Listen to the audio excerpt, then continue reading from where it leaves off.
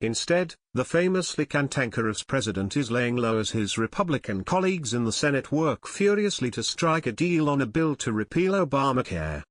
Trump's recent demeanor as a controversial health care bill has moved through the Senate is in striking contrast to his interactions with House Republicans earlier this year when they were debating legislation of their own to overhaul Obamacare. Clearly frustrated by the initial reluctance of so many House Republicans to get behind the bill, Trump had attempted to take matters into his own hands. There were countless phone calls to wavering lawmakers and invitations for FaceTime at the White House. To the chagrin of some House leaders, policy negotiations and deadlines started to emerge from 1600 Pennsylvania Avenue. At one point, Trump took the stunning step of berating individual members who were opposed to the bill, even declaring that the GOP should fight them in the midterm election. But ever since the House handed over the baton of repealing Obamacare to the Senate in May, that Trump has been nowhere to be seen. In fact, the president only recently appeared to get involved in reaching out to lawmakers in earnest, making phone calls over the weekend to senators who have expressed serious reservations or come out against the bill. And after Senate Majority Leader Mitch McConnell announced on Tuesday that a vote would be delayed until after the July 4th recess, Trump hosted lawmakers at the White House.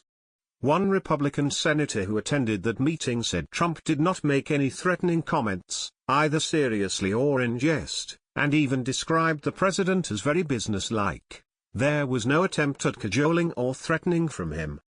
It was a matter of, folks, how can we get together and work this out? The senator told CNN. A number certain to strike fear in the hearts of Senate Republicans. There wasn't exactly a charm offensive from Trump, either, that senator added. He was very businesslike and very matter of fact. Republican Senator Bill Cassidy of Louisiana said the fact that House members run for re-election every 2 years, compared to 6-year terms for senators, inherently means that senators can afford to take a longer view when confronted with decisions. When you're a House member, you've got a fairly small district. When you're a senator, you've got a whole state.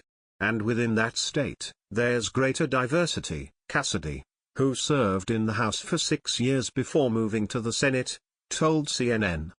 His colleagues in the lower chamber more reflect the passions of the people, he added. Trump's tone and tact reflect the reality of different dynamics on the two ends of Capitol Hill. It's a learning experience on how members of Congress think in both chambers, said Republican strategist Ron Bongine, who has served as a chief of staff and spokesman on the Senate side as well as a spokesman for a House Speaker at different points in his career.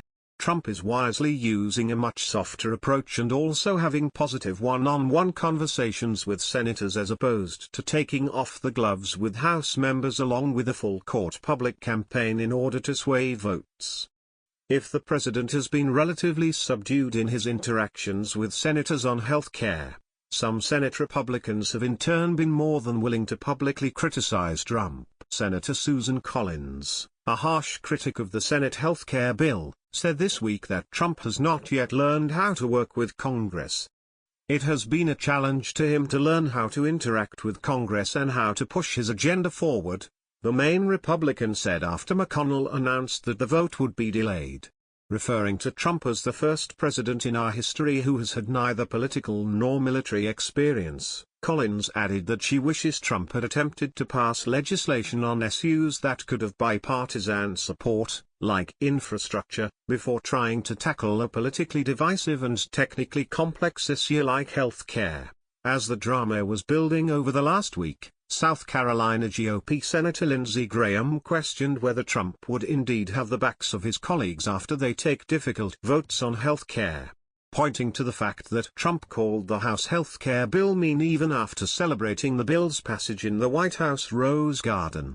Graham said bluntly, "Here's what I would tell any senator, if you're counting on the president to have your back, you need to watch it.